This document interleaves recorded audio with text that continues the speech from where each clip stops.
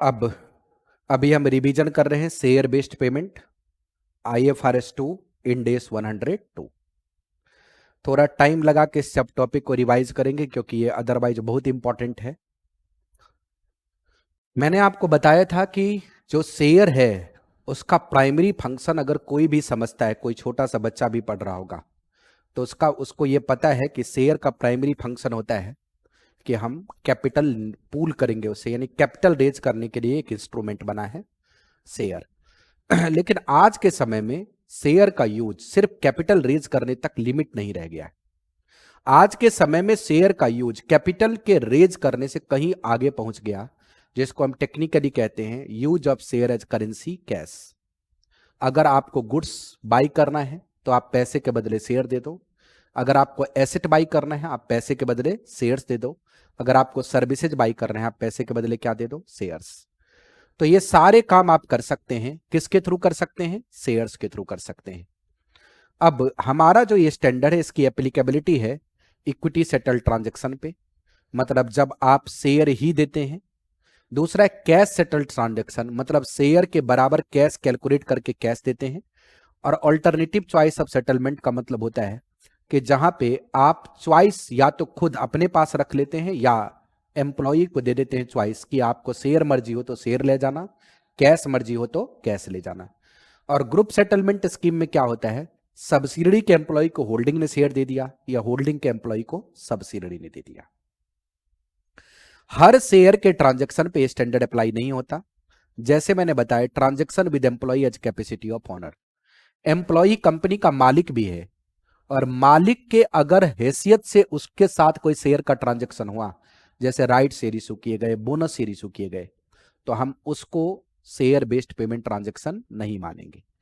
Share issued under business combination और joint venture, इसके लिए अलग से स्टैंडर्ड है, तो ये इस स्टैंडर्ड का हिस्सा नहीं है। और contract that satisfy accounting and reporting requirement of financial instrument, ऐसे शेयर के इशू के कॉन्ट्रैक्ट जो फाइनेंशियल इंस्ट्रूमेंट के कॉन्ट्रैक्ट को सेटिस्फाई करता है वो भी यहां पे कवर्ड नहीं होगा। Share based payment other than employ, क्योंकि ये वाला जो स्टैंडर्ड है वो मेनली एम्प्लॉय के शेयर ट्रांजैक्शन को डील करता है, लेकिन इसका ये मतलब नहीं कि अदर देन एम्प्लॉय के बारे में इसमें लिखा हुआ नहीं है, अदर देन एम्प्लॉय भी लिखा हुआ है। अब share based payment transaction other than जो एम्प्लॉय है उसमें accounting for share based payment transaction other than employ, मैंने ये बताया था कि अगर आप फेयर वैल्यू के स्टैंडर्ड को रेफर करेंगे, किसको रेफर करेंगे? फेयर वैल्यू के स्टैंडर्ड को। तो जब आप फेयर वैल्यू के स्टैंडर्ड को रेफर करते हैं तो क्या होता है, वो कहता है कि आप फेयर वैल्यूएशन लो मार्केट से। तो अगर मैं अदर देन एम्प्लॉय की बात करूं, क्योंकि एम्प्लॉय तो इनसाइडर है, उसके अलावा हम गुड्स खरीद रहे हैं तो मार्केट से खरीदेंगे, शेयर्स खरीद रहे हैं, सर्विसेज खरीद रहे हैं मार्केट से खरीदेंगे, एसेट खरीद रहे हैं मार्केट से खरीदेंगे। तो वहां पे जो गुड्स सर्विसेज या शेयर आपके पास आया उसकी जो फेयर वैल्यू है वो आपके शेयर की फेयर वैल्यू मानी जाएगी। मतलब इस केस में शेयर की फेयर वैल्यूएशन नहीं होगी, जो चीज आएगी उसकी वैल्यू शेयर की फेयर वैल्यू डीम्ड हो जाएगी। अब यहां पे जर्नल एंट्री मैंने आपको कराया था, अगर एसेट या इन्वेंट्री आप लेंगे यानी गुड्स, तो एसेट या inventory debit to share capital to security premium, fair value इसकी निकलेगी, फेयर वैल्यू इसकी निकलेगी। ये फेस वैल्यू हटने के बाद बाकी कहां चला जाएगा? प्रीमियम में। शेयर की फेयर वैल्यूएशन नहीं लगेगी। अगर सर्विसेज की बात करें तो सर्विसेज आपको बार बार मिलता है अलग अलग टाइम पे, तो सर्विसेज डेबिट टू पार्टी कर दो या एसबीपी रिजर्व कर दो। पार्टी इसलिए ज्यादा लॉजिकल नहीं होता क्योंकि हमें उसे कैश पे करना होता नहीं, तो हम एसबीपी क्या कर सकते हैं? रिजर्व। और फिर मैंने इन दोनों के ऊपर एग्जाम्पल भी आपको करा दिया था कि मान लो 10 लाख का पीपी परचेज किया, 10 रुपए फेस वैल्यू है, तो आपने जर्नल एंट्री कर दी। अगर सर्विसेज किया, 3 महीने का कॉन्ट्रैक्ट लिया, अलग अलग समय पे आपने सर्विसेज ली, तो तीनों महीने के कॉन्ट्रैक्ट की एंट्री कर दी। तो ये तो था कि अगर आपने शेयर इशू किया है गुड्स सर्विसेज और एसेट जो एंटिटी के बाहर से खरीदते हैं उसके लिए किया है, तब की बात थी। अब हम चले आते हैं दोस्त एम्प्लॉय शेयर बेस्ड पेमेंट, जो स्टैंडर्ड का कोर कॉन्सेप्ट है, जो स्टैंडर्ड का मेन पॉइंट है। मैंने बताया था यहां पे 3 तरीके के हमारे पास में प्लान का वर्ड है, एक इक्विटी सेटल्ड, एक कैश सेटल्ड और एक चॉइस ऑफ सेटलमेंट। अब अगर मैं इनकी बात करूं तो हमारे पास सबसे पहला आ जाता है मेजरमेंट कैसे करेंगे। ध्यान से देखेंगे तो एम्प्लॉय के साथ अगर कोई ट्रांजैक्शन होगा आपका, चाहे किसी भी मोड में हो, शेयर देने की बात हो, शेयर के बेस पे कैश देने की बात हो, या फिर शेयर या कैश, दोनों में से कुछ भी देने की बात हो, तो ये इनसाइडर के साथ कॉन्ट्रैक्ट है। एम्प्लॉई आपके कंपनी का पार्ट एंड पार्सल है, इसलिए आउटसाइडर का कोई कॉन्ट्रैक्ट बनता नहीं। और अगर आउटसाइडर का कॉन्ट्रैक्ट नहीं बनता है तो वैसे केस में आपको जो वैल्यू कैलकुलेट करनी पड़ेगी वो शेयर की करनी पड़ेगी। मतलब जो शेयर की फेयर वैल्यू होगी वो सर्विस की फेयर वैल्यू माननी पड़ेगी। कहने का यह मतलब है कि यहां सर्विस की वैल्यूएशन नहीं होगी, वैल्यूएशन किसकी होगी, शेयर्स की। और शेयर की जो वैल्यूएशन होगी वही सर्विस की वैल्यूएशन मानी जाएगी। जैसे मैंने बोला कि एक्स लिमिटेड ने 400 इक्विटी शेयर इशू किया अपने की एम्प्लॉय को, क्योंकि उसने पास्ट में बहुत ही अच्छी सर्विसेज दी थी, और फेयर वैल्यू शेयर का कितना है, 1000। तो आप शेयर के fair value 400 into 1000, 4 lakh book कर देंगे। अब हमारे पास आ गया था equity settled share based payment. अब हम तीनों को अलग अलग पढ़ रहे हैं। इक्विटी सेटल्ड, इक्विटी सेटल्ड का मतलब होता है कि यहां पे एम्प्लॉय के पास शेयर लेने के अलावा और कोई अधिकार नहीं है, एक्सेप्ट कि अगर कॉन्ट्रैक्ट का कैंसिलेशन और सेटलमेंट ना हो। अगर कैंसिलेशन सेटलमेंट हो तो बात अलग है, अदरवाइज उसको सिर्फ क्या मिलेगा, शेयर्स। ये जो कॉन्ट्रैक्ट होते हैं ये दो तरीके के होते हैं, मैंने इसको दो हिस्से में डिवाइड किया। Share issued for past performance, मतलब एम्प्लॉई ने पास्ट में काम किया उसके बदले हम शेयर देने, या share will be issued for future performance, employ को काम कब करना है, फ्यूचर में, फ्यूचर के बदले उसे क्या मिलेगा, शेयर्स।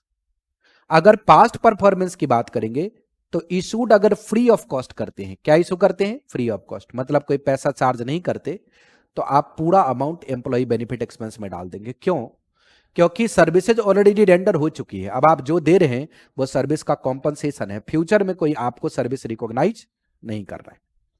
अगर इशूड एट डिस्काउंटेड प्राइस बोले, मतलब आपने एम्प्लॉय को बेनिफिट तो दी लेकिन पूरा नहीं, आपने कहा डिस्काउंट देंगे हम आपको क्या देंगे, डिस्काउंट। तो अगर आपने ईएसपीपी दिया, एम्प्लॉय स्टॉक परचेज प्लान, तो जितना पैसा आएगा उसको डेबिट कर दीजिए, एम्प्लॉय बेनिफिट एक्सपेंस को क्या कर दीजिए, डेबिट, और बाकी शेयर कैपिटल रेज करके सिक्योरिटी प्रीमियम को क्या कर दीजिए, क्रेडिट।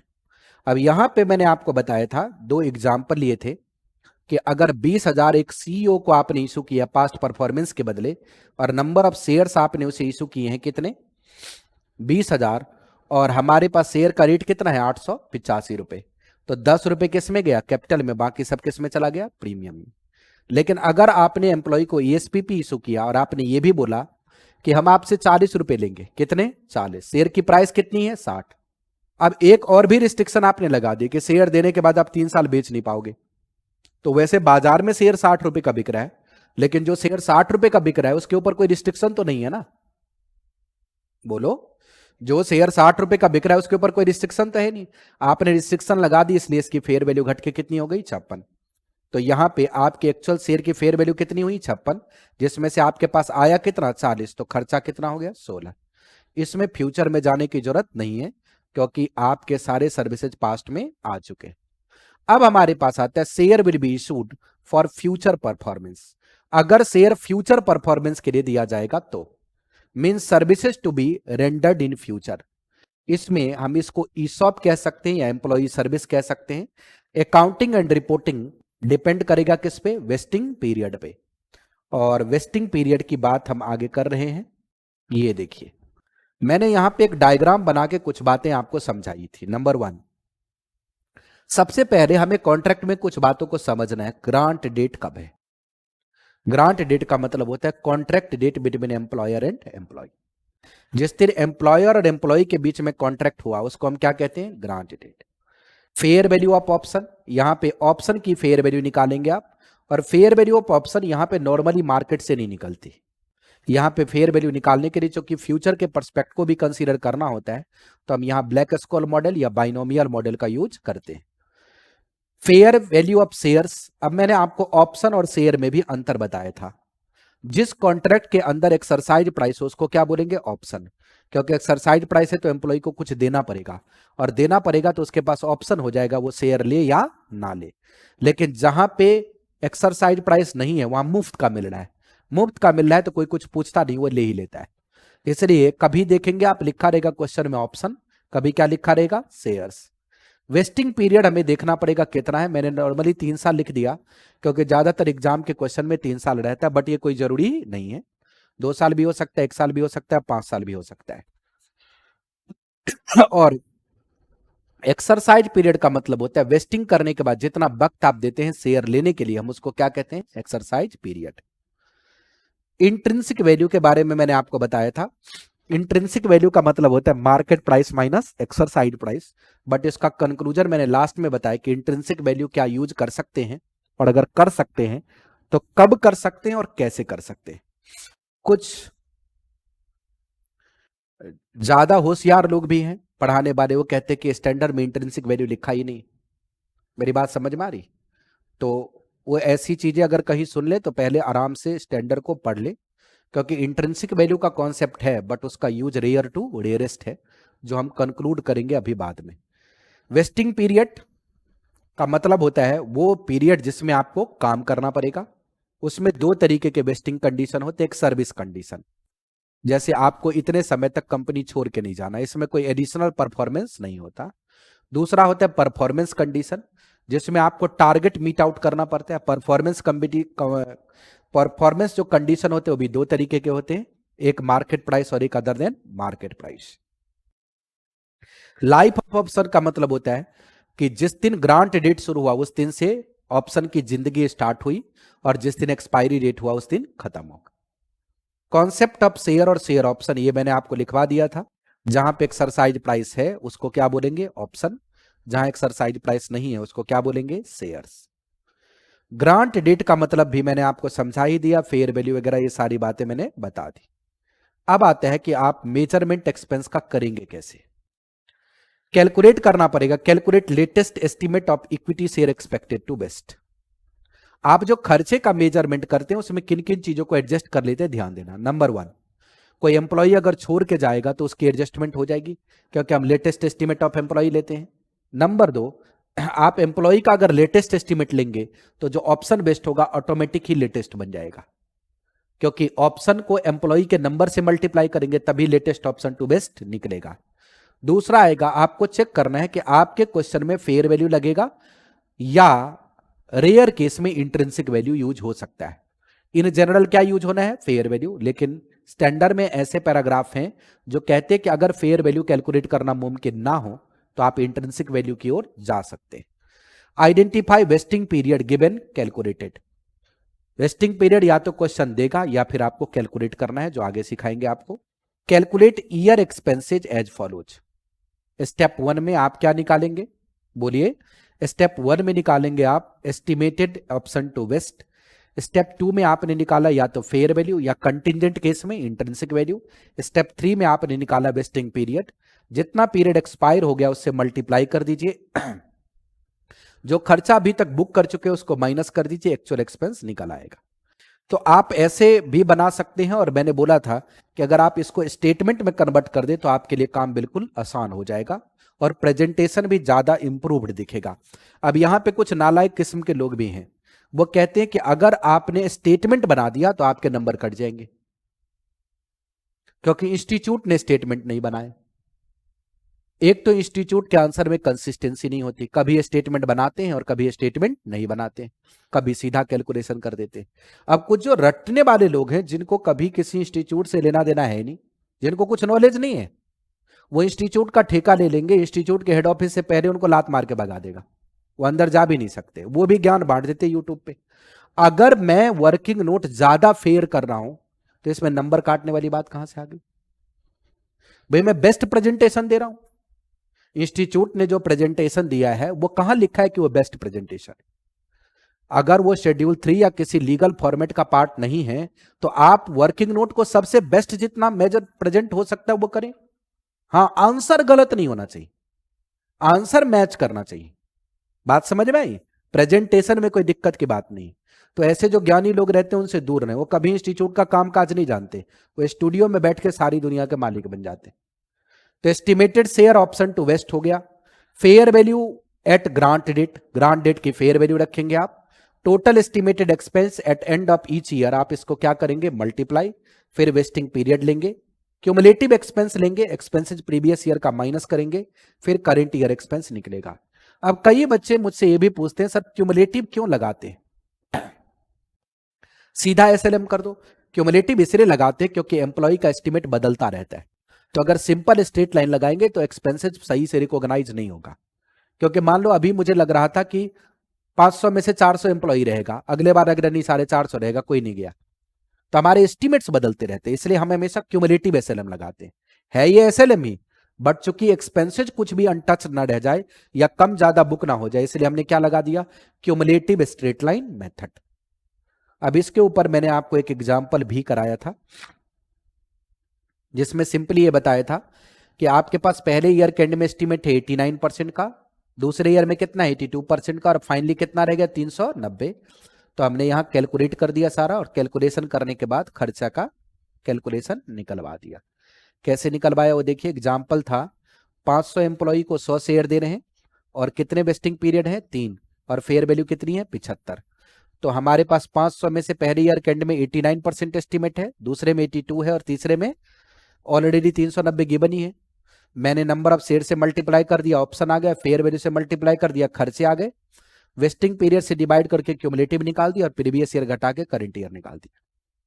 जर्नल एंट्री क्या करेंगे, ग्रांट डेट पे कोई जर्नल एंट्री नहीं होगी, क्योंकि जिसका पास्ट परफॉर्मेंस में होता है उसके बारे में मैं ऑलरेडी बता ही चुका हूं। तो फ्यूचर परफॉर्मेंस वाले में ग्रांट डेट पे कोई एंट्री नहीं होगी, क्योंकि कुछ काम हुआ ही नहीं है, तो आप सर्विस बुक कैसे करोगे। At the end of each year, हर साल के एंड में आप क्या करेंगे, एम्प्लॉई बेनिफिट एक्सपेंस को डेबिट करेंगे और share based payment reserve equity को क्रेडिट करेंगे। जो भी खर्चा आपने कैलकुलेट किया उसका ट्रीटमेंट करते चलेंगे। एक्सरसाइज डेट पे क्या करेंगे, पैसा अगर आपके पास आएगा, अगर ऑप्शन है एक्सरसाइज प्राइस है तो आएगा भी, एसबीपी रिजर्व को डेबिट करेंगे, share capital credit, security premium credit, और इफ नॉट एक्सरसाइज तो एसबीपी रिजर्व डेबिट टू क्या हो गया, जनरल रिजर्व। एक चीज और भी ध्यान देना था, जो मैंने आपको बताया था बट लिखा है नहीं, कि अगर वेस्टिंग पीरियड के अंदर कोई खर्चा रिवर्स हो जाएगा तो वो जनरल रिजर्व से नहीं होगा, वो फिर पीएल अकाउंट से रिवर्स होगा। इसके ऊपर क्वेश्चन भी आया था। हाँ, वेस्ट होने के बाद अगर कुछ रिजर्व रिवर्स होता है तो कहां जाएगा, जनरल रिजर्व या फिर रिटेन्ड अर्निंग, दोनों में से कुछ भी वर्ड आप यूज कर सकते हैं। प्रेजेंटेशन के लिए एसबीपी रिजर्व किस में दिखेगा, अदर इक्विटी में, और SBP reserve non free reserve है, यानी किसी पर्पज से उसका यूज नहीं कर सकते। नोट में मैंने बताया था if expenses reverse during vesting period then journal, अच्छा लिखवा ही दिया है तो फिर तो कोई दिक्कत है ही नहीं, लिखवा ही दिया था। सेटलमेंट डिफरेंस अगर इक्विटी में आए तो हमेशा कहां जाएगा, रिजर्व में। सेटलमेंट डिफरेंस अगर लायबिलिटी में आए तो हमेशा कहां जाएगा, पीएल में। ये आईएफआरएस का बेंचमार्क प्रैक्टिस है। अब वेस्टिंग पीरियड के इवेल्युएशन में हम आ गए थे, वेस्टिंग पीरियड आप कैसे इवेल्युएट करेंगे। वेस्टिंग पीरियड डिपेंड करेगा, किसके ऊपर डिपेंड करेगा, कि सर्विस कंडीशन है या परफॉर्मेंस कंडीशन। परफॉर्मेंस कंडीशन दो तरीके के हो सकते हैं, मार्केट और नॉन मार्केट। अगर मैं एनालिसिस करूं वेस्टिंग कंडीशन की, सर्विस कंडीशन है तो दिक्कत ही नहीं। सर्विस कंडीशन का मतलब जहां पे वेस्टिंग पीरियड गिवन ही है, कोई काम ही नहीं होता, 3 साल रह जाना, 4 साल रह जाना, 5 साल रह जाना, कोई एडिशनल परफॉर्मेंस की आवश्यकता नहीं है, बस रिटेंशन की बात है। अगर परफॉर्मेंस बेस्ड की बात करें तो हमारे पास दो तरीके के परफॉर्मेंस कंडीशन होते हैं। एक परफॉर्मेंस कंडीशन क्या होता है, अदर देन मार्केट, और दूसरा क्या होता है, मार्केट। अदर देन मार्केट अगर हो तो हमें यह चेक करना पड़ेगा कि क्या हम लेटेस्ट वेस्टिंग पीरियड आइडेंटिफाई कर सकते हैं, मतलब हमें पता लगा सकते हैं कि शेयर कब वेस्ट होगा। अगर आप ये पता लगा सकते हैं तो जो सबसे लेटेस्ट एस्टिमेटेड वेस्टिंग पीरियड होगा वो कंसीडर करेंगे। अगर आप एस्टिमेट नहीं लगा पा रहे हैं, आपको नहीं समझ आ रहा कब होगा, मतलब आपके जो ऑब्जर्वेशन है आपको कंक्रीट डिसीजन तक पहुंचने नहीं दे रहे। एम्प्लॉय ने 1 साल काम किया, काम पूरा नहीं हुआ, आपका पूरा का पूरा एविडेंस कह रहा है कि अगले साल हो जाएगा, इसका मतलब है कि एस्टिमेट आपने बना लिया। एम्प्लॉय 1 साल काम किया बट उसके परफॉर्मेंस से आप कुछ कंक्लूड नहीं कर पा रहे, तो यहां पे एक सिंपल हिस्टोरिकल नियम अप्लाई होता है। और सिंपल हिस्टोरिकल नियम क्या है, पीरियड एक्सपायर्ड प्लस 1। 1 साल तो बीत गया, अब काम करने के लिए कम से कम दूसरा साल तो चाहिए, तो पीरियड एक्सपायर्ड प्लस क्या कर देंगे। In case condition is market price, यहां पे बहुत सावधान रहने की जरूरत है। मार्केट प्राइस अगर कंडीशन होगा तो स्टैंडर्ड कहता है कि देखो भैया मार्केट प्राइस कंडीशन है, मार्केट प्राइस सिर्फ और सिर्फ एम्प्लॉय के एफर्ट्स और कंपनी की ताकत से ही रीच नहीं करती।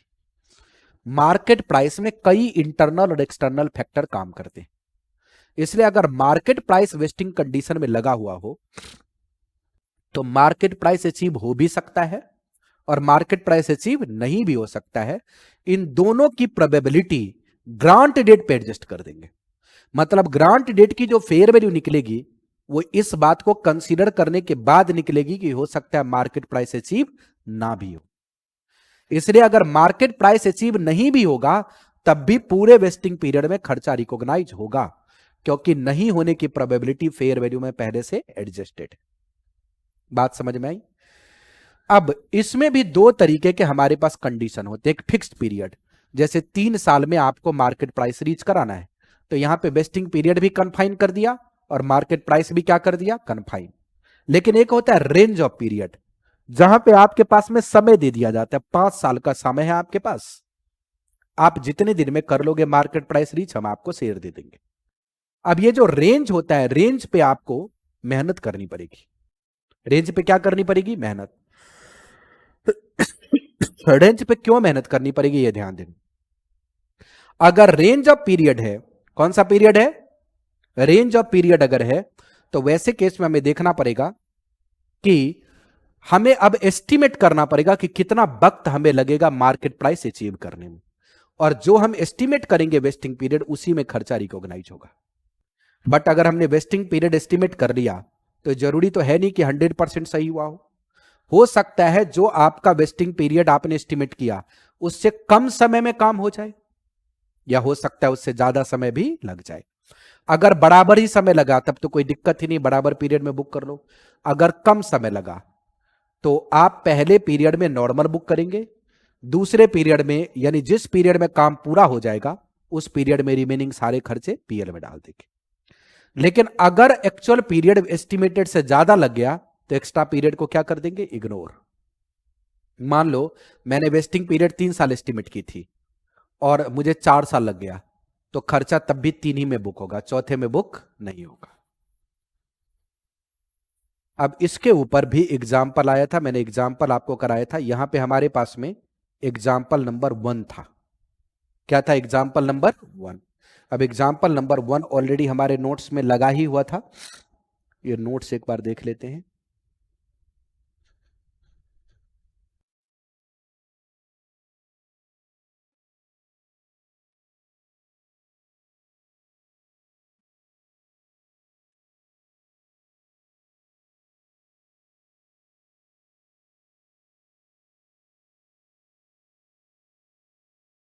ये देखिए एग्जाम्पल नंबर 1 क्या कह रहा था,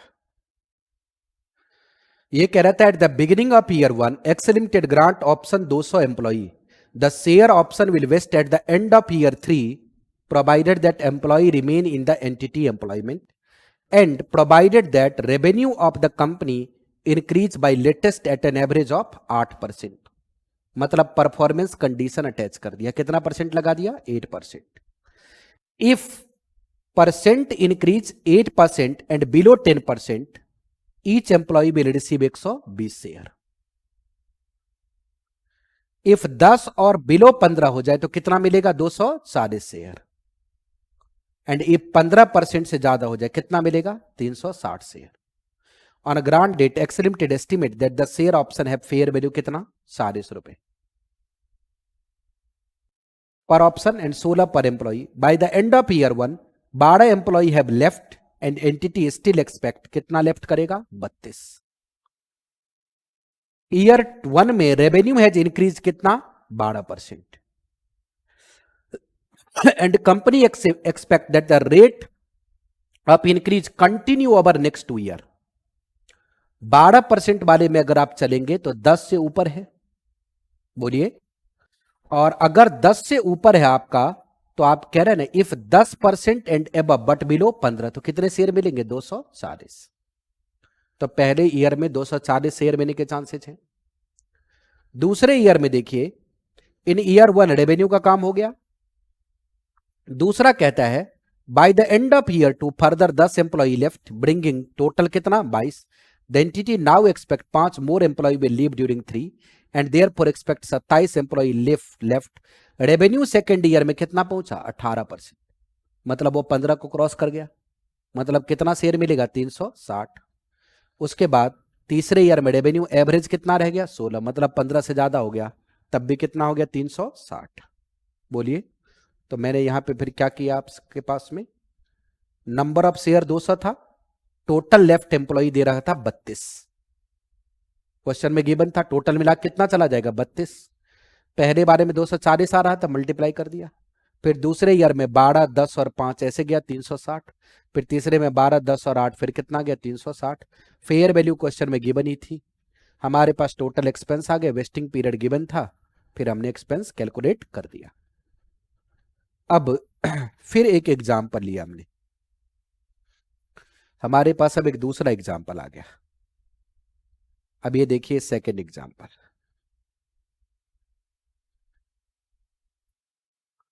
दूसरा एग्जाम्पल था, at the beginning of year 1 the enterprise grant कितना 100 स्टॉक ऑप्शन कितने एम्प्लॉय को 500, conditional upon employee remaining in the employment during vesting period. यहां वेस्टिंग पीरियड है नहीं, आपको डिटरमिन करना पड़ेगा, ड्यूरिंग वेस्टिंग पीरियड लिखा है। The option will vest at the end of year 1 if the earning of enterprise is कितना 8%, at the end of year 2 if the earning of enterprise is कितना 13%, and at the end of year 3 if the earning of employees is कितना 10%। The fair value of the option calculated grant date कितना है 30 रुपए। अब देखना पड़ेगा, पहले year के एंड में 14% पे रह गया, टारगेट कितना था 18, रह कितना गया 14, मतलब काम पूरा नहीं हुआ। 30 एम्प्लॉई लेफ्ट, कितना एम्प्लॉई छोड़ गया 30। The enterprise expect that earning will continue at similar rate in year 2 and therefore expected that the option will vest at the end of year 2। अब यहां देखिए, इसने खुद एस्टिमेट करके वेस्टिंग पीरियड दे दिया। मैंने क्या बोला था, अगर एस्टिमेटेड वेस्टिंग पीरियड आप कर सकते हैं तब तो आप लेटेस्ट एस्टिमेट ले लेंगे। लेटेस्ट एस्टिमेट कितना कह रहा है 2। और एक चीज और भी बताया कि जो एम्प्लॉय का डिपार्चर होगा वेस्टिंग पीरियड के हिसाब से होगा। अगर मैं ये कह रहा हूं कि अगले साल काम पूरा हो जाएगा, तो हमें तो उसी एम्प्लॉय को माइनस करना है जो अगले साल तक चला जाएगा। तीसरे साल से तो कोई मतलब ही नहीं अभी फिलहाल, इसलिए पहले ईयर में फर्स्ट ईयर और सेकेंड ईयर का ही डिपार्चर जाएगा, क्योंकि वेस्टिंग पीरियड हमारी कितनी कंक्लूड हुई 2। दूसरे ईयर में हमारे पास में जो आपकी अर्निंग बन के आई कितनी आई 10, टारगेट कितना था 2 ईयर का 13, नहीं पूरा हुआ। अब आपको लग रहा है कि आप तीसरे ईयर में काम पूरा करेंगे, मतलब वेस्टिंग पीरियड बढ़ के कितना हो गया 3, लेकिन आखिरी ईयर में आपका टारगेट क्या हो गया अचीव, तो वेस्टिंग पीरियड कितने पे रह गया 3। इसलिए आपके पास में जो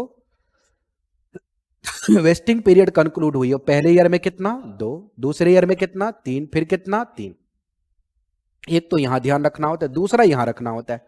कई बार बच्चे ना यहां पहले ईयर में 3 माइनस करना शुरू कर देते, 3 ईयर का माइनस करेंगे, क्वेश्चन पूछेंगे सर आपने पहले ईयर में 2 ही साल का माइनस क्यों किया, तीसरे साल का क्यों नहीं किया, दूसरे ईयर और तीसरे ईयर में 3 साल का क्यों किया। दोस्त पहले ईयर में वेस्टिंग पीरियड कितनी थी 2, हम ये सोच रहे थे कि अगले साल तक काम क्या हो जाएगा कंप्लीट। चूंकि अगले साल तक काम कंप्लीट हो जाएगा, इसलिए वेस्टिंग पीरियड कितनी है 2, और अगर वेस्टिंग पीरियड 2 है तो एम्प्लॉय का डिपार्चर भी कितना माइनस होगा सिर्फ 2। बात समझ में आई, बोलिए हां या ना।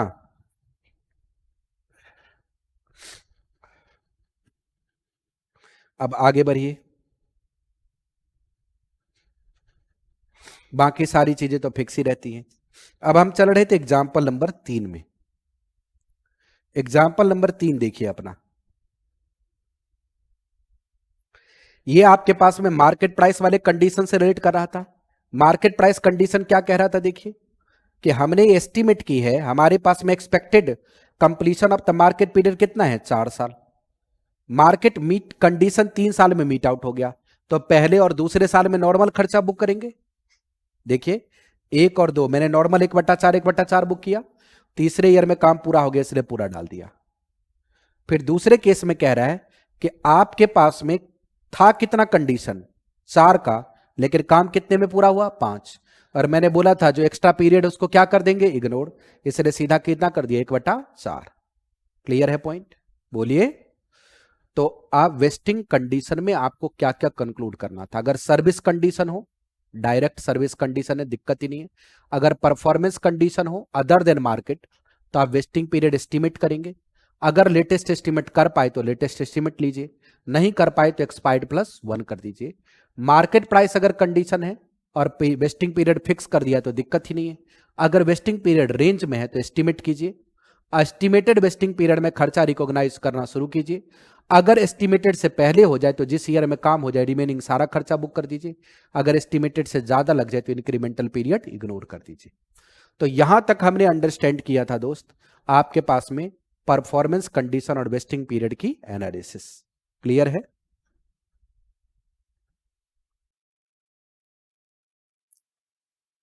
अब हमारे पास आता है ग्रेडेड वेस्टिंग। ग्रेडेड वेस्टिंग में क्या करते हैं, जितना शेयर एम्प्लॉय को देना होता है, जैसे मान लो अभी तक क्या कर रहे थे, 50 शेयर देना है, 3 साल काम करिए, तीसरे साल के एंड में ले जाइए। इसमें क्या होता है कि एम्प्लॉय का मोटिवेशन थोड़ा कमजोर होता है, क्योंकि वो पहले दिन सोचते हैं 3 साल, वैसे 3 साल बीतते समय नहीं लगता, बट पहले तो उसको लगता है 3 साल बाद क्या होगा क्या नहीं होगा, किसने देखा है। इसलिए जब ग्रेडेड वेस्टिंग की बात आती है तो हम यहाँ पे ग्रेड वाइज काम कर देते हैं। मतलब अगर मान लो 30 शेयर देना है तो उसको 3 ग्रेड में बांट दिया, कह दिया 1 साल काम कर लोगे तो कुछ शेयर मिल जाएगा, 2 साल काम कर लोगे तो कुछ और मिल जाएगा, 3 साल काम कर लोगे तो कुछ और मिल जाएगा।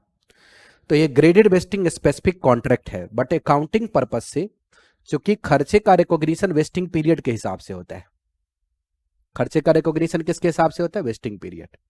तो अगर मान के चलिए कि आपका वेस्टिंग पीरियड 1 साल है तो खर्चा कितने में बुक होगा, 1। वेस्टिंग पीरियड 2 है तो खर्चा कितने बुक होगा, 2। वेस्टिंग पीरियड 3 है, खर्चा कितने में बुक होगा, 3। इसलिए कॉन्ट्रैक्ट एक है, बट अकाउंटिंग के एंगल से ये 3 अलग अलग कॉन्ट्रैक्ट हो गया।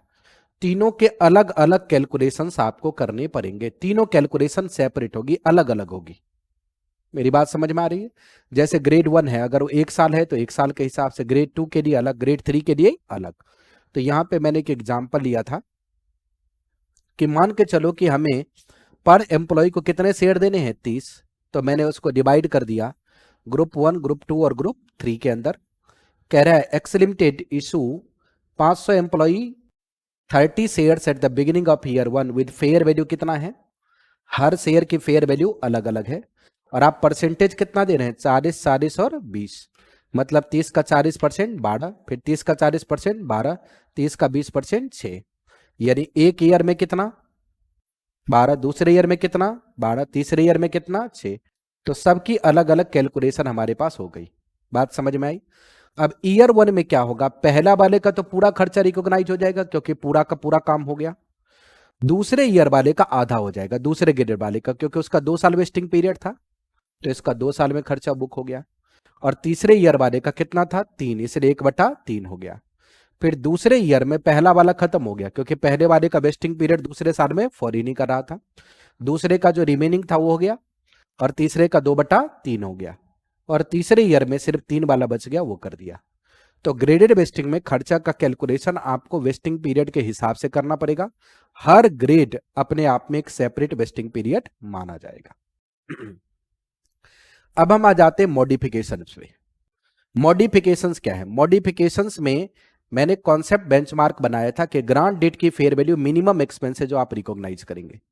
मतलब आप कुछ भी मॉडिफाई करें, ग्रांट डेट की फेयर वैल्यू कम पे तो रिकॉग्नाइज ही नहीं करते। इसलिए कॉन्सेप्ट आ गया कि अगर कोई भी कॉन्ट्रैक्ट एम्प्लॉय के अगेंस्ट मॉडिफाई हो जाएगा, जैसे एक्सरसाइज पीरियड का बढ़ा देना, एक्सरसाइज प्राइस का, वेस्टिंग पीरियड बढ़ा देना, परफॉर्मेंस कंडीशन बढ़ा देना, अगर कुछ भी चीज आप एम्प्लॉय के अगेंस्ट में करोगे तो उसका अकाउंट पे कोई प्रभाव नहीं पड़ेगा, क्योंकि उससे खर्चा घटेगा और ग्रांट डेट से कम खर्चा रिकॉग्नाइज करने का हमारे पास में ऑप्शन नहीं है। इसलिए अगर अगेंस्ट एम्प्लॉय मॉडिफिकेशन हुआ तो उसका कोई कभी होगा ही नहीं। अब आ गया कि हमारे पास अगर अकाउंटिंग एम्प्लॉय के फेवर में हुआ, किस में हुआ, फेवर में। अगर हमारे पास में फेवर में हुआ तो वैसे केस में हमें चेक करना पड़ेगा कि मॉडिफिकेशन की डेट कौन सी है, और मॉडिफिकेशन की डेट पे हमें निकालनी पड़ेगी इंक्रीमेंटल फेयर वैल्यू। यहां पे जो गलती होती है दोस्त, जो मैंने बहुत तरीके से हाईलाइट किया, कि मॉडिफिकेशन के डेट पे जो मॉडिफाइड कॉन्ट्रैक्ट है उसकी फेयर वैल्यू अलग निकलेगी, और जो ओरिजिनल कॉन्ट्रैक्ट है उसकी रिवाइज्ड फेयर वैल्यू अलग निकलेगी। मतलब ओरिजिनल कॉन्ट्रैक्ट के ग्रांट डेट वाले फेयर वैल्यू से कंपैरिजन मत कर देना, क्योंकि वो तो पुराना फेयर वैल्यू है। ओरिजिनल कॉन्ट्रैक्ट की भी दोबारा फेयर वैल्यू निकालनी पड़ेगी ग्रांट डेट पे। बात समझ में आई। और रिवाइज कॉन्ट्रैक्ट की फेयर वैल्यू निकालें, और फिर क्या निकालेंगे, इंक्रीमेंटल एक्सपेंस। इस बात का ध्यान रखेंगे कि जो ग्रांट डेट का खर्चा है वो तो नॉर्मली रिकॉग्नाइज होता रहेगा, और मॉडिफिकेशन का खर्चा आप अलग से वर्किंग नोट बना के जोड़ देंगे। मतलब जो भी इंक्रीमेंटल एक्सपेंस होगा वो रिमेनिंग वेस्टिंग पीरियड में क्या हो जाएगा, अमोर्टाइज। बात समझ में आई। इसके ऊपर हमारे पास एग्जाम्पल था और उस एग्जाम्पल को हमने कंसीडर किया था, एग्जाम्पल नंबर 4। 150 ऑप्शन था, 1000 एम्प्लॉय से कॉन्ट्रैक्ट साइन हुआ, फेयर वैल्यू कितनी थी 129। एक साल बीत गया, 35 एम्प्लॉय चले गए, 60 और चले जाएंगे, मार्केट प्राइस गिर गई और शेयर जो था उसकी फेयर वैल्यू घट के 50 हो गई। आपने रिप्राइस कर दिया यानी मॉडिफाई कर दिया और नई फेयर वैल्यू कितनी आ गई 80। तो 50 माइनस 80, इंक्रीमेंटल खर्चा कितना हो गया 30। मतलब टोटल खर्चा कितना हुआ 129 प्लस 30। ग्रांट डेट वाला तो चलता ही रहेगा, ये 30 रुपए एक्स्ट्रा बुक होगा। बात समझ में आई। बस वही एक मेन पॉइंट है। और चूंकि ये पहले ईयर के एंड में मॉडिफाई हुआ, इसलिए खर्चा जो रिकॉग्नाइज होगा दूसरे और तीसरे ईयर में होगा, पहले ईयर में खर्चा रिकॉग्नाइज नहीं होगा। बात समझ में आई। ये ओरिजिनल शेयर की फेयर वैल्यू आज घट के 50 हो गई और जो मॉडिफाई किया आपने कॉन्ट्रैक्ट उसके हिसाब से 80। ये खर्चा होता है, खर्चा जो आपका खर्चा होगा पर शेयर वो कैलकुलेट होता है एक्चुअल में। नहीं नहीं, ये भी शेयर की ही फेयर वैल्यू है, क्योंकि इसमें कोई एक देखा ना फेयर वैल्यू। अच्छा, ये ऑप्शन की फेयर वैल्यू, ये भी ऑप्शन की फेयर वैल्यू है। ये तो लिखा तो है ऑप्शन रीप्राइस्ड। ग्रांट डेट पे कितना है 129 और मॉडिफिकेशन डेट पे वो घट के कितना हो गया था 50, क्योंकि बाजार में मार्केट प्राइस घट गई तो फेयर वैल्यू घटने लगी। जब आपके मार्केट प्राइस घटने लगी, फेयर वैल्यू घटने लगी, तो एम्प्लॉय डिसअपॉइंट होने लगा होगा, तो आपने एक्सरसाइज प्राइस कम कर दिया। जैसे एक्सरसाइज प्राइस कम कर दिया, फिर फेयर वैल्यू बढ़ के कितनी हो गई 80। तब ऑप्शन की फेयर वैल्यू कितनी हो गई 80, वैल्यू डिक्रीज होकर कितनी हुई थी 50, इंक्रीमेंटल कितना हो गया 30। यहां पे बार बार बच्चे कंफ्यूज हो जाते हैं, उनको लगता है अरे यही तो मैं समझा रहा हूं। यहां बच्चे बार बार कंफ्यूज होते हैं, उनको लगता है 129 हो गया, अब इसको खत्म करो, अब 50 के हिसाब से बुक कर दो। ऐसा नहीं है। मैंने आपको क्या बोला, ग्रांट डेट पे जो ऑप्शन के खर्चे हुए 129, ये तो मिनिमम एक्सपेंस है, इसको रिकॉग्नाइज करना है, इसको नहीं छेड़ना। 3 साल में हो मानेंगे नहीं, ये होता ही होता है। 3 साल में ये खर्चा आपको रिकॉग्नाइज करना है। अब बात आ गई मॉडिफिकेशन की। मॉडिफिकेशन में जो जिस शेयर की फेयर वैल्यू तब थी 129 रुपए, आज घट के 50 रुपए हो गई, बाजार का प्राइस घट गया, तो एम्प्लॉय होने लगा डिसअपॉइंट, तो आपने एक्सरसाइज प्राइस कम कर दिया। तो जैसे ही आप एक्सरसाइज प्राइस कम करोगे आपका खर्चा बढ़ जाएगा, क्योंकि कलेक्शन कम आएगी तो खर्चा ज्यादा होगा ना। तो जैसे आपने एक्सरसाइज प्राइस कम किया तो आपके नए ऑप्शन की फेयर वैल्यू बन गई 80 और पुराने ऑप्शन की रिवाइज फेयर वैल्यू कितनी बन गई 50। तो इंक्रीमेंटल खर्चा कितना हो गया 30।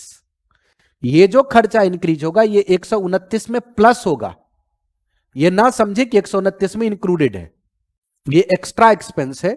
और इसके लिए अब कितने वेस्टिंग पीरियड हैं 2, इन 2 साल में रिकॉग्नाइज होगा। यहां बच्चे बहुत कंफ्यूज होते हैं। अब हमारे पास में आ गया कैंसिलेशन। कैंसिलेशन में मैंने बताया 2 बातें, नो पेमेंट, सेटलमेंट कर दिया, कैंसिलेशन कर दिया, पेमेंट नहीं होगी। अगर कैंसिलेशन कर दिया और कोई पेमेंट नहीं होगी तो जो रिमेनिंग खर्चा है वो सेटलमेंट के ईयर में आप बुक कर दीजिए और सारा एसबीपी रिजर्व रिटेन अर्निंग में ट्रांसफर कर दीजिए, क्योंकि पेमेंट तो जाएगी नहीं।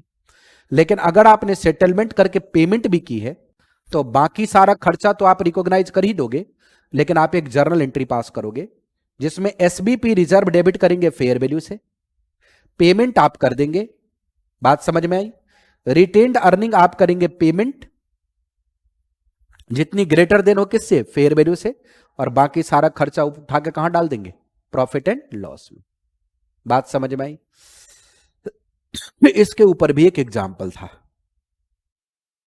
ये अब बोया लिमिटेड के पास कितने शेयर ऑप्शन है 1000, कितने एम्प्लॉई हैं 200, नंबर ऑफ ऑप्शन कितने हैं 10। The employee are required to stay in employment for next कितना year 3 year. The fair value of option कितना था 18।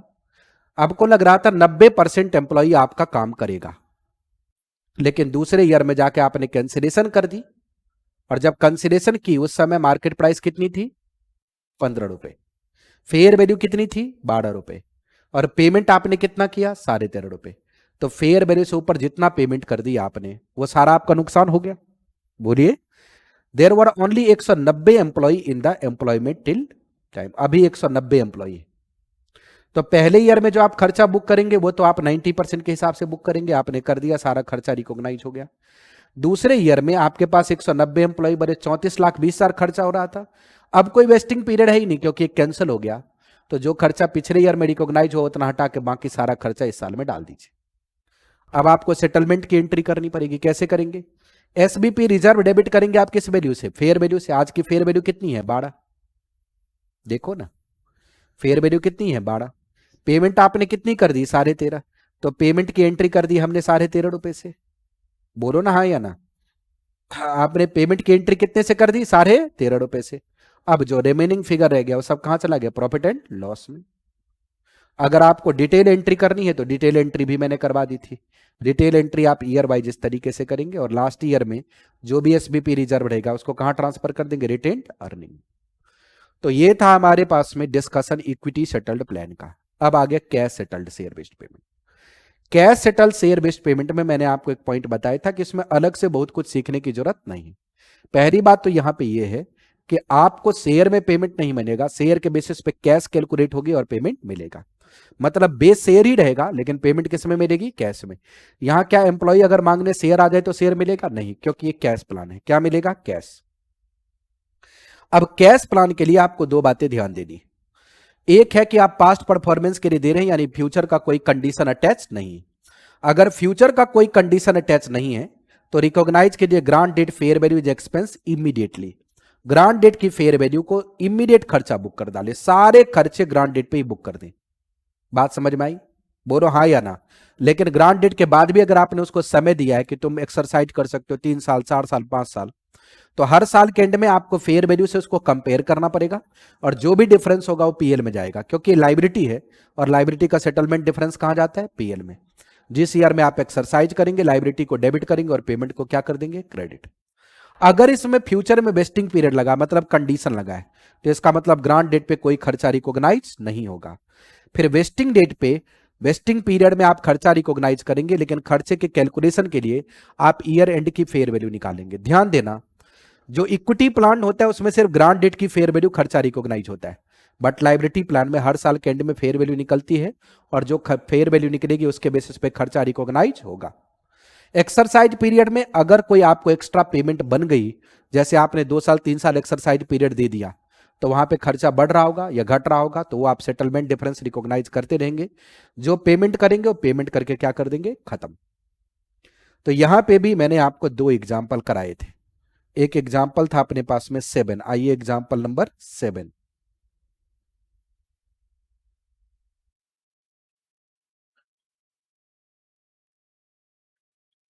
एग्जाम्पल नंबर 7 देखिएगा।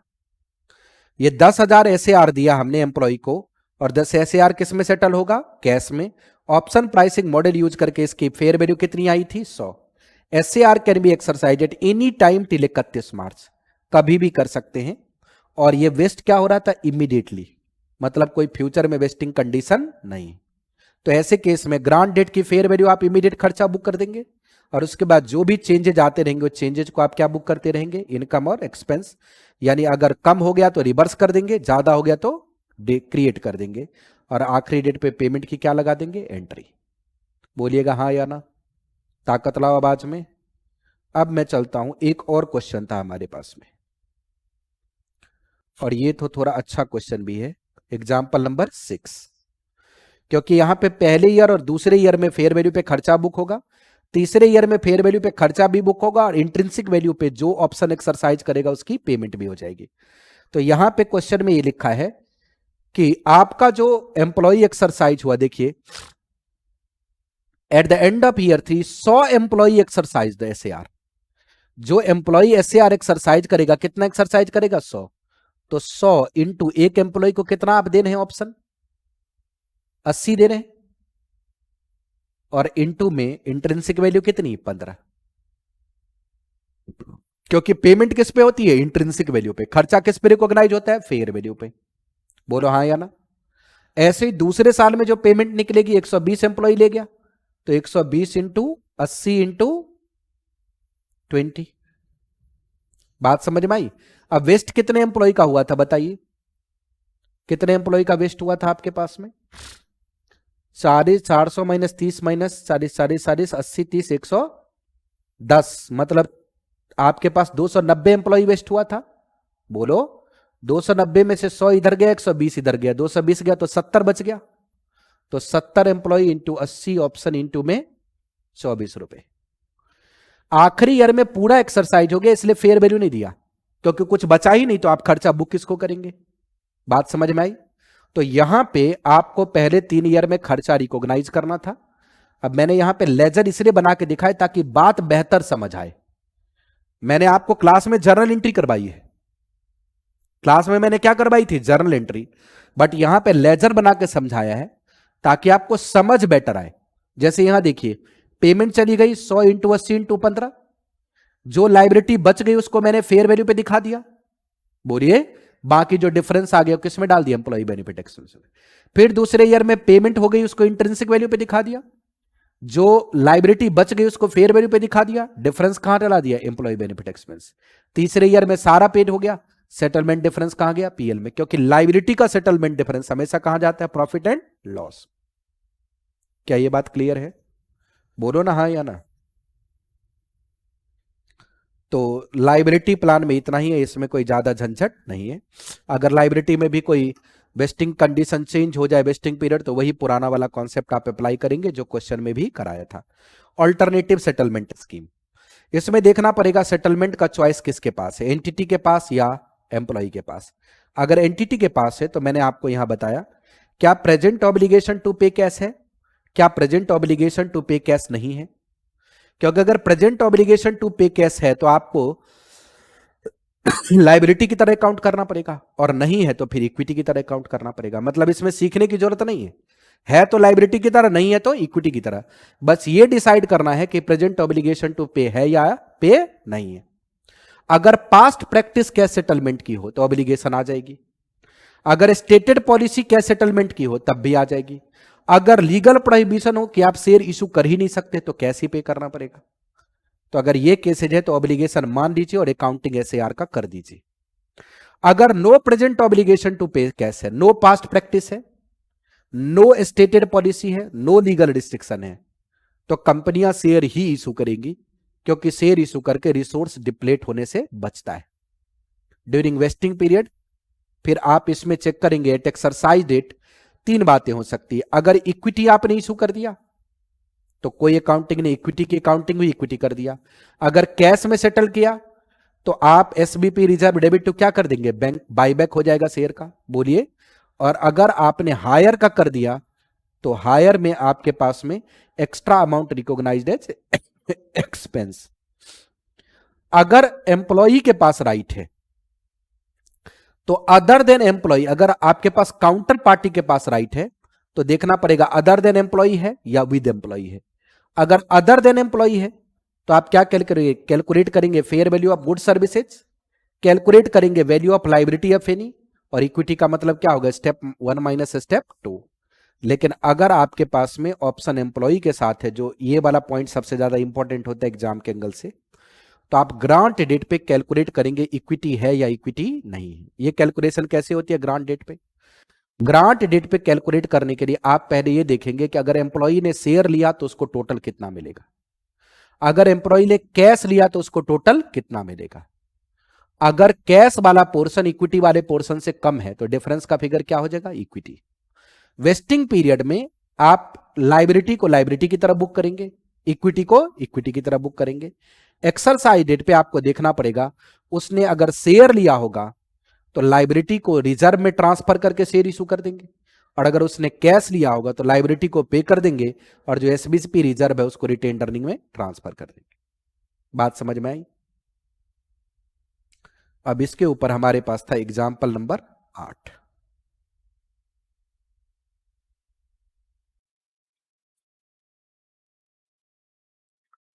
एग्जाम्पल नंबर 8, एग्जाम्पल नंबर 8 में हमारे पास में था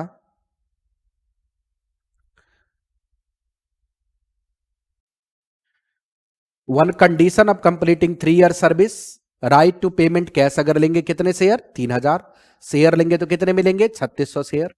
तो हमने 3000 और 3600 के हिसाब से वैल्यूएशन निकाल दी, हमारे पास कितना आ गया पेमेंट, 14400। क्योंकि क्वेश्चन में फेयर वैल्यू दे रखी, the share price nominal value at grant date is 60 after taking effect of post vesting restriction, fair value कितना 54।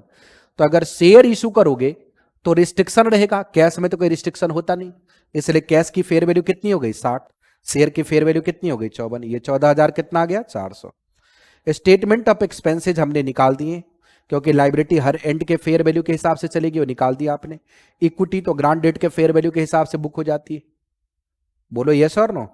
तो हमने पहले किसकी वैल्यू निकाल दी, फिर लाइबिलिटी की, फिर इक्विटी का सीधा 14400 बटा कितना कर दिया 3, टोटल एक्सपेंस क्या हो गया कैलकुलेट। ये मान ये रहे हैं कि ये पैसा तभी आप बेनिफिट ले पाएंगे जब आप इक्विटी लेंगे, कैश में हो ही नहीं सकता। क्योंकि अगर आप कैश लेंगे तो मैक्सिमम कितना ले सकते हैं, 1,80,000, इसके ऊपर जाना है तो कैश का कोई अधिकार नहीं, मतलब ये प्योर इक्विटी है। मतलब मैक्सिमम कितना ले सकते हैं, 1,94,400, जिसमें अगर कैश चाहे तो कितना ले सकते हैं, 1,80,000, तो उसके ऊपर जाएंगे तो कैश लेने का कोई ऑप्शन ही नहीं। आईएफआरएस में स्टैंडर्ड कहता है कि जिस चीज का पेमेंट डिस्क्रिशनरी हो उसको इक्विटी कहते हैं। तो जिस चीज का पेमेंट डिस्क्रिशनरी हो, मतलब जिसकी पेमेंट मैंडेटरी ना हो, तो इस कॉन्ट्रैक्ट की फेयर वैल्यू मैक्सिमम 1,94,400 तक तो जा सकती है, लेकिन अगर आपको कैश चाहिए तो मैक्सिमम 180 पे ही बुक हो जाएगी। मतलब उसके ऊपर वाला जो पोर्शन है वो प्योर इक्विटी है, उसके लिए आप कंपनी को कैश लेने के लिए ऑब्लाइज नहीं कर सकते। अगर वो वाला भी चाहिए आपको अमाउंट तो इक्विटी में ही जाना पड़ेगा, इसलिए वो प्योर इक्विटी है, क्योंकि entity is not oblige to pay cash. बिल्कुल करेंगे, किया है, करेंगे क्या किया है, इक्विटी किया है ना 14400 बटा 3। लेकिन इक्विटी का तो ग्रांट डेट की फेयर वैल्यू खर्चा रिकॉग्नाइज होगा, उसमें कोई चेंज नहीं होता, लाइबिलिटी चेंज होता है, इसलिए लाइबिलिटी की पूरी शीट बन गई। बात समझ में आ रही है। उसके बाद आ गया था हमारे पास में group settlement scheme. Group settlement scheme में मैंने क्या बताया था, बोला था सिर्फ आपको थोड़ा समझना है। अगर पेरेंट है सब्सिडियरी है, कौन है, पेरेंट और सब्सिडियरी। अगर पेरेंट और सब्सिडियरी है, अगर शेयर किसने इशू कर दिया, पेरेंट एंटिटी सर्विस रिसीव कर रही है, शेयर क्या कौन इशू कर रही है, सब्सिडियरी। तो अगर सब्सिडियरी को से कुछ भी पेरेंट को मिलेगा तो वो डिविडेंड माना जाएगा। तो आपके एम्प्लॉय को अगर सब्सिडियरी ने शेयर दे दिया तो आपके लिए डिविडेंड इनकम है, और अगर पेरेंट ने सब्सिडियरी को कुछ भी दिया तो इन्वेस्टमेंट माना जाएगा। इसलिए investment debit to equity share capital, और इसमें क्या हो गया, कैपिटल कंट्रीब्यूशन।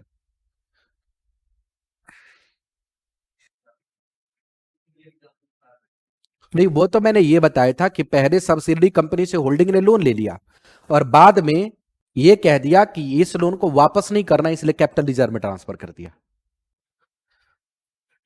ये capital contribution equity share capital है, आप उल्टा समझ रहे हैं, मैं सब्सिडियरी से होल्डिंग की बात कर रहा हूं। बात समझ में आई।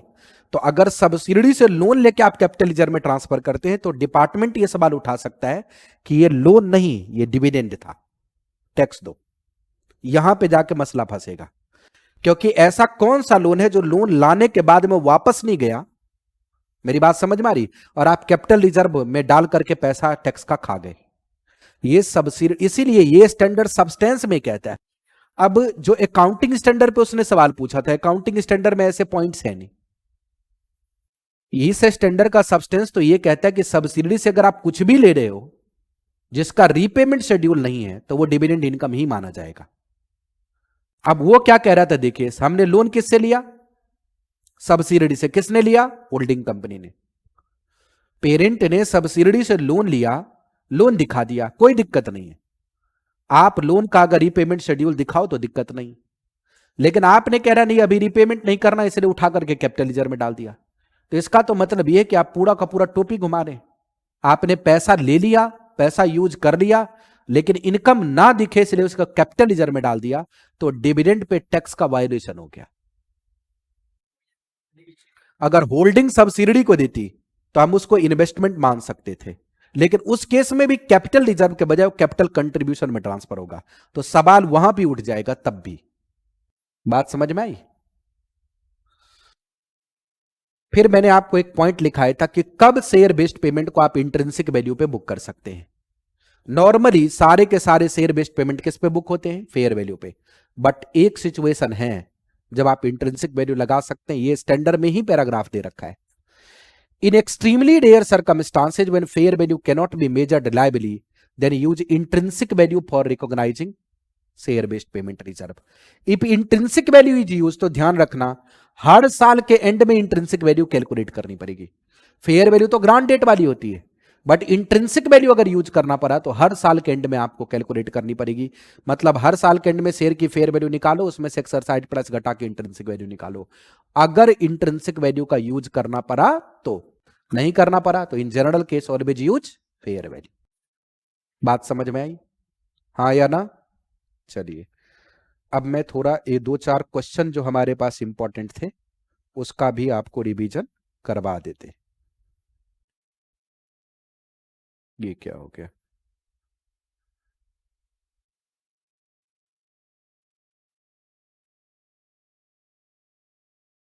सब नहीं करवाते हैं क्योंकि बहुत सारे तो वैसे ही हैं, सिमिलर टाइप ही हैं। जैसे हमारे पास में पहले क्वेश्चन में एमसीक्यूज था, वो में कराने की जरूरत नहीं। क्वेश्चन नंबर 2 नहीं सिमिलर टाइप है, 3 सिमिलर टाइप था, 4 भी सिमिलर टाइप था, 5 6 सिमिलर टाइप था, 7 8 ये सब पुराने ही क्वेश्चन है। 9 में भी कुछ नहीं, सिर्फ अंग्रेजी पढ़नी है। 10 में भी कुछ नहीं था। क्वेश्चन नंबर 11, क्वेश्चन नंबर 11 में आपको फिर ये एस्टिमेट करना था कि हमारे पास में वेस्टिंग पीरियड कितनी होगी। तो कह रहा था at the beginning of year 1 X limited grant 200 share to 400 employee conditional upon employee remaining in the employment with the company during vesting period. The share will vest at the end of year 1. At the end of year 1, if the entity earning by more than 15%. At the end of year 2, अगर earning कितना हो जाए 12%, और end of year 3 अगर earning average कितना रह जाए 10%। Share की फेयर वैल्यू दे रखी है। By the end of year 1, the earning has increased 13, 32 employee left. The entity expect further 30 will leave during 2. By the end of year 2, the earning have increased only by 11%. 27 employee left, the entity expect further 25 employee. तो यहां पे भी कुछ ऐसा खास point था नहीं, क्योंकि आपको यहां पर सिमिलर ही था, इसमें भी कोई दिक्कत वाली बात नहीं थी। पहले ईयर में वेस्टिंग कितना आ रहा था 2, इसलिए हमने 2 साल का डिपार्चर लेफ्ट किया, और फिर दूसरे ईयर में डिवाइड होकर कितना हो गया 3 और 3। तो यहां भी कुछ नया नहीं था। 12 नंबर में भी कुछ ऐसा लगा नहीं। 13 14 15 क्वेश्चन हमारा ग्रेडेड वेस्टिंग का था। ग्रेडेड वेस्टिंग में कुछ नया था नहीं। वैसे तो आप अगर ध्यान से देखेंगे तो क्वेश्चन ने बताया है कि पहले ग्रुप में कितना फॉल कर रहा है 20, दूसरे और तीसरे में कितना कर रहा है 40। तो कितने शेयर हम ग्रांट कर रहे हैं, नंबर ऑफ ऑप्शन कितना दे रहे हैं 60। तो 60 को अगर आप डिवाइड कर देंगे तो ग्रुप 1 में कितना हो जाएगा 12, ग्रुप 2 में कितना हो जाएगा 24, और ग्रुप 3 में कितना हो जाएगा 24। बात समझ में आई?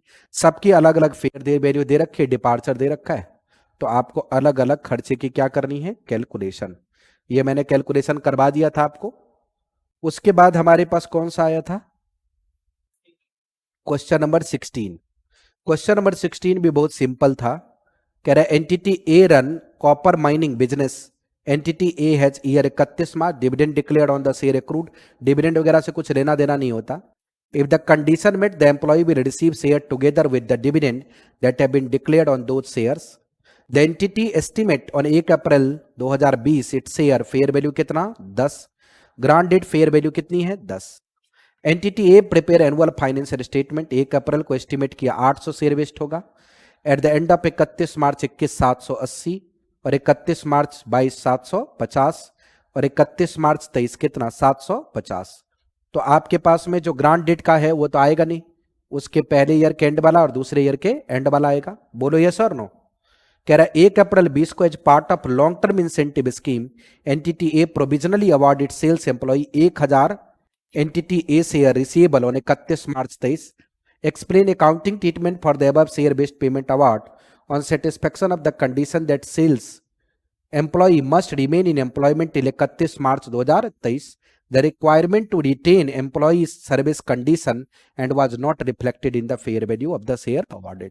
मतलब सर्विस कंडीशन था तो उसकी फेयर वैल्यू में कोई एडजस्टमेंट तो होती नहीं। मार्केट कंडीशन होता तो फेयर वैल्यू में क्या होती है एडजस्टमेंट, सर्विस कंडीशन की कोई एडजस्टमेंट नहीं होती। तो यहाँ कोई दिक्कत है ही नहीं, आपके पास नंबर ऑफ एम्प्लॉई दे ही रखा है।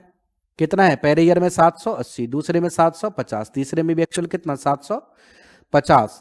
नंबर ऑफ ऑप्शन आपने जितना दिया होगा वो गिवन ही होगा। कह रहा है the annual financial statement estimate share value, ये शेयर ही दे रखा है तो आपको कुछ करने की जरूरत है ही नहीं। फेयर वैल्यू दे ही दिया कितना 10, 10 और 10। आप वैल्यू निकाल देंगे और खर्चा क्या कर देंगे अमोर्टाइज। तो यहां कुछ खास नहीं था। क्वेश्चन नंबर 18 में भी कुछ खास था नहीं, सिर्फ ये लिखा था फेयर वैल्यू इतनी है, हमने कैलकुलेशन करा दिया था। इसमें भी कुछ नहीं था। Question was simple. Question number 19 was also very simple. बस क्वेश्चन नंबर 19 में थोड़ा सा हमारे पास टाइम कहाँ पे लगा था वो बता दें आपको। बहुत ही बढ़िया, वैसे ये क्वेश्चन आरटीपी में जो बनाया है ऐसा क्वेश्चन नहीं बनाया था पहले, पर पहली बार बनाया, लेकिन अच्छा क्वेश्चन है। कह रहा है entity achieve successful IPO during 5 year, the employee will receive free share rather than cash payment. So employee might receive free share at IPO और cash payment at the end of 5th year। कह रहा अगर IPO आ गया तो share देंगे, नहीं आए तो क्या देंगे कैश। अब ये दोनों अधिकार एंटिटी के पास है, एम्प्लॉई के पास नहीं।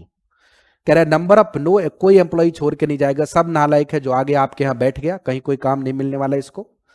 कह रहा है at the date of the award until at the end of the second year it was not probable that successful IPO will occur. कह रहा है सेकेंड ईयर तक आपको ये नहीं पता लगा कि आईपीओ आएगा, तो पहले और दूसरे ईयर में आप कैश के हिसाब से खर्चा बुक करेंगे, क्योंकि आईपीओ आएगा नहीं तो आपको शेयर देने की जरूरत ही नहीं। तीसरे ईयर में आईपीओ आने के चांसेज हो गए और चौथे ईयर में आईपीओ ला करके शेयर दे भी दिया। तो अब आपको क्या करना पड़ेगा, पहले और दूसरे ईयर में आपने लाइबिलिटी बुक की है तो तीसरे ईयर में आके पहले लाइबिलिटी को किस में कन्वर्ट करना पड़ेगा, इक्विटी में, और फिर खर्चा बुक करना पड़ेगा, रिमेनिंग खर्चा तीसरे ईयर में रिकॉग्नाइज करना पड़ेगा, और फिर चौथे ईयर में जो भी होगा खर्चा रिकॉग्नाइज करके शेयर इशू कर देंगे। मतलब इस क्वेश्चन का क्रक्स ये है कि फर्स्ट ईयर सेकेंड ईयर क्या बुक करेंगे, SBP liability, SBP liability. Third year में क्या करेंगे, एसबीपी लाइबिलिटी को पहले किस में कन्वर्ट करेंगे, टू एसबीपी रिजर्व। बात समझ में आई। और फिर आप एम्प्लॉय बेनिफिट एक्सपेंस बुक करेंगे थर्ड ईयर का टू एसबीपी रिजर्व। बोलिए। फिर फोर्थ ईयर में आप क्या बुक करेंगे, employee benefit expense debit to SBP reserve, और फिर आप कर देंगे SBP reserve debit to equity share capital. बात समझ में आई। पहली बार क्वेश्चन बनाया, बहुत बढ़िया क्वेश्चन बनाया है कि चॉइस ऑफ सेटलमेंट है, लेकिन किसके पास है, एम्प्लॉई के पास, एम्प्लॉयर के पास है, और एंटिटी पहले 2 साल एस्टिमेट कर रही कि कैश देना पड़ेगा, इसलिए present obligation to deliver cash है। तीसरे साल में उनके पास आ गया present obligation to, no present obligation to deliver cash, इसलिए शेयर में कन्वर्ट हो गया। तो ये बढ़िया क्वेश्चन है, अगर कोई पढ़ के करेगा तो ये क्वेश्चन जल्दी ही एग्जाम में पूछा जा सकता है। क्वेश्चन नंबर 20 बात सिंपल, इसमें कुछ खास था नहीं, देख करके अजीब सा लग रहा था बस। अगर 5 से 10% जाएगा तो 100, ये हम कर भी चुके, 10 से 15 जाएगा 200, 15 से ऊपर जाएगा तो 300। पहले ईयर में आपके पास में कितना है लेवल, एनुअल सेल्स इंक्रीज 10% और 15%, 10 से 15 मतलब पहले ईयर में 200 हो जाएगा, दूसरे ईयर में कितने पे पहुंच गए 22, यानी कितना आ गया 300। तो आपका यहां पे अगर आप देखेंगे एनुअल सेल्स वॉल्यूम, तो आपके पास में पहले ईयर में 200 रहेगा, दूसरे और तीसरे ईयर में कितना रहेगा 300 300 रहेगा। बाकी तो डिपार्चर दे ही रखा है, आप रेशियो निकाल देंगे। इस क्वेश्चन में कुछ था नहीं, ये सिंपल ही क्वेश्चन था, इसमें कुछ था ही नहीं। ये क्वेश्चन हमारे पास एग्जाम्पल से ही मैच कर रहा था, इसमें भी कुछ नहीं था।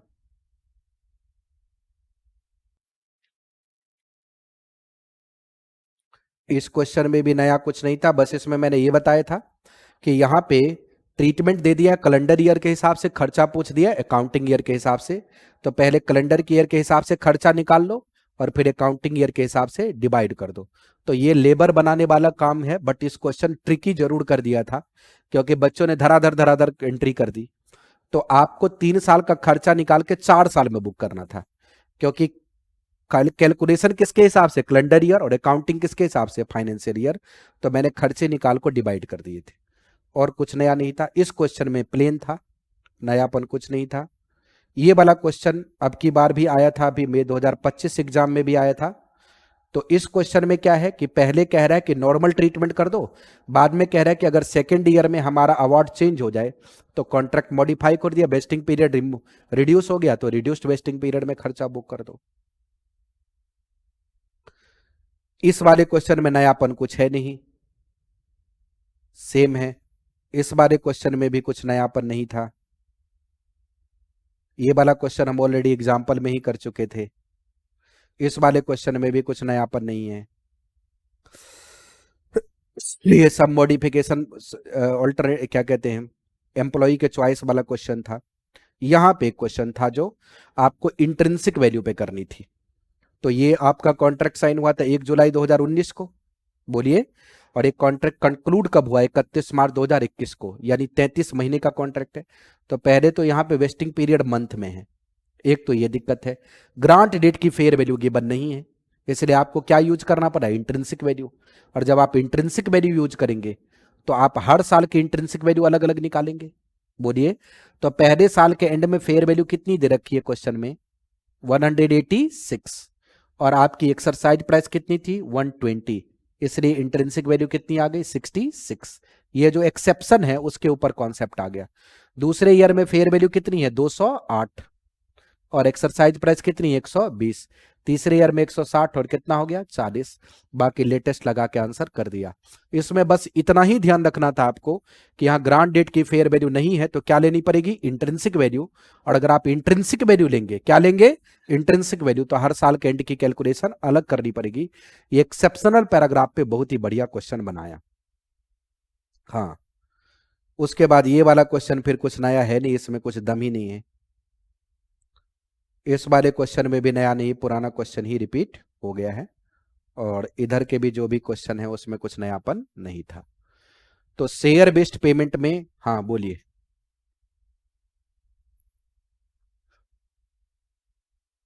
Question number 4।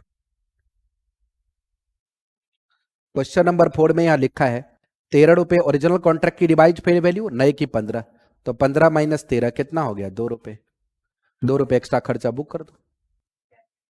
यही तो बता रहा हूं, नए कॉन्ट्रैक्ट की फेयर वैल्यू कितनी है, 15, और पुराने की रिवाइज फेयर वैल्यू कितनी है, 13। तुम बार बार यहीं पे जाकर के टिक जाती हो। मैंने बताया था कि जो पुराना कॉन्ट्रैक्ट है उसकी रिवाइज फेयर वैल्यू निकालेंगे, और आप क्या कर रहे होंगे, मुझे पता है, 14 माइनस 15।